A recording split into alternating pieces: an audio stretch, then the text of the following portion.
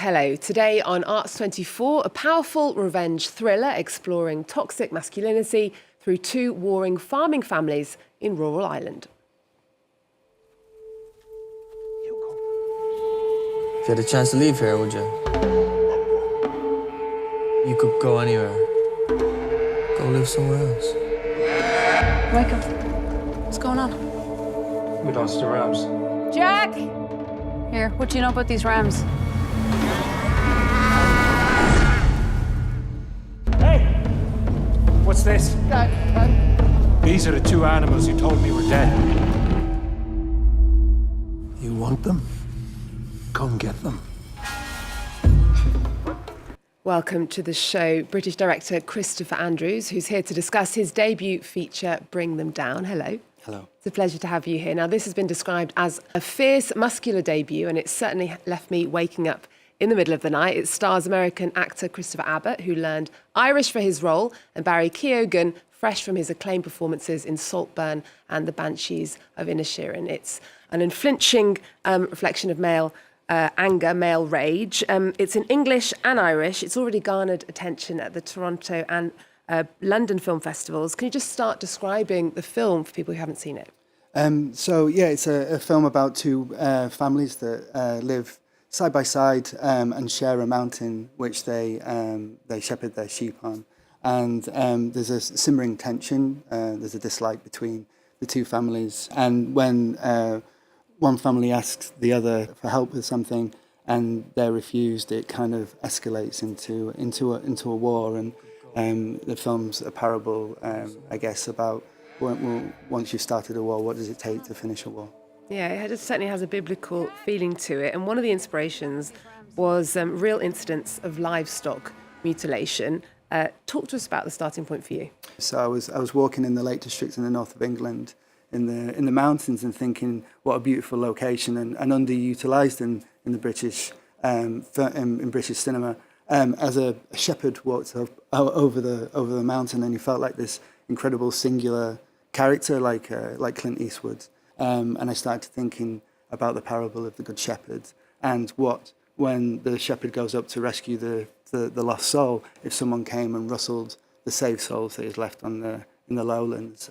And at that time, there was a spate of incidents with gangs coming in and cutting the hind legs off sheep. And it wasn't on the scale that we lean towards in the film, but it was happening in Cumbria and Derbyshire, and that sort of brutality I couldn't understand, but it felt right to be, to draw it into this kind of biblical parable. Okay, well, let's watch a clip from Bring Them Down showing Jack and his cousin in the car and Michael from the rival family herding his sheep along the road. It's a pivotal moment where tension ignites between the families.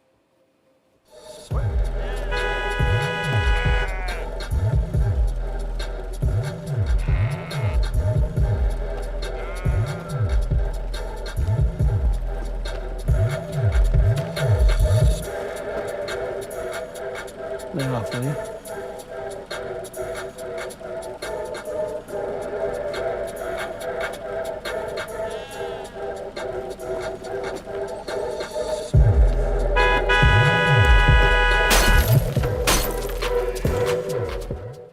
Now, Christopher, we've been talking a lot about male rage at the moment, and following the TV series Adolescence, where a 13-year-old boy is accused of murdering a female classmate. In both Adolescence and your film, and we see how unexpressed emotion can turn violent and can erupt in violence. Why are these themes resonating so much with audiences at the moment, do you think? I think we're kind of regressing. It's the age that I am, as I was growing up, it felt like there was a balance coming in society, and it was becoming more equal, and the pressures within society has put a divide, and there's bad actors, there's voices in there that are trying to exploit men and to financially and fuel their anger and putting the division between men and women, especially, in making the world very dangerous for women. And this idea of masculinity, of being a man, of being strong, and if you don't like something, you use your strength to solve the problem, seems to be coming back in fashion. and expressing your insecurities or your feelings seems as a to be seen as a weakness as opposed to something which is positive, which I feel it is. One powerful moment shows Jack being ridiculed when he's trying to discuss his parents' separation with his cousin. Can you talk to us a bit about this deliberate choice to show vulnerability, being punished in today's world?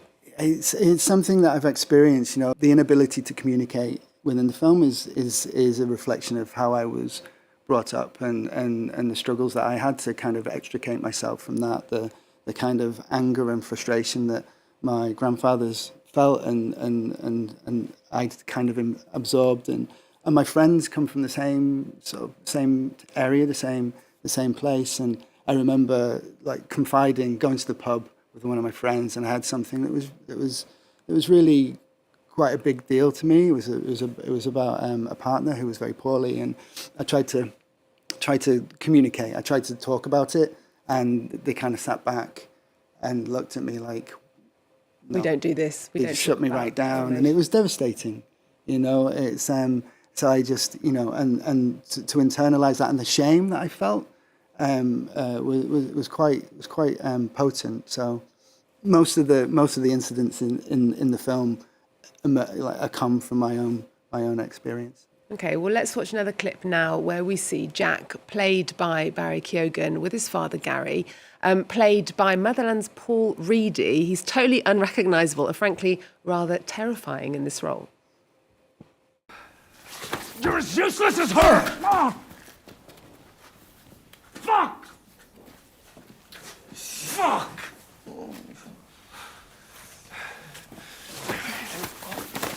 Get your hands off me! Get your hands off me! All right. All right.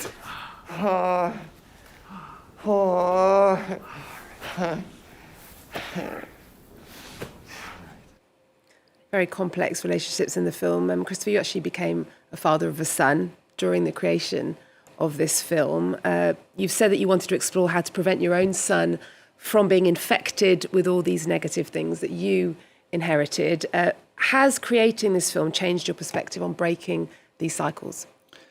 I think it's refocused it. I think when I started the film, I was very much trying to untangle myself from the influences that I'd had and the feelings that I had, the feelings of frustration and anger that I had about not being able to kind of get hold of my life. It felt like a bar of soap, and every time it slipped away, I would get frustrated, and so to try and sort of to recognize that and change that behavior was really important to me. But when I became a father, I realized it wasn't about me anymore, and it was about my son, and now about my daughter too, and so the focus was how to sort of plug that gap and stop it bleeding into them. And at first it was about holding back, and I realized that it wasn't about holding back, it was about giving, and about giving love. And if you make sure that you give love and you give care and you listen and you have time, then that kind of conquers all of those negative feelings that are inside you. And I found a way of being able to separate my kind of work life, which is where most of my stress comes from, and being a father, which is one of the most remarkable things that's ever happened to me. Well, the casting is impressive. Christopher Abbott learned Irish for his role as Michael. How important was authenticity of language to the story? I needed it to feel authentic. I journeyed down the west coast of Ireland and spoke to shepherds and farmers and told them the story, and they all responded to the themes in the story, but to a man they all spoke Irish.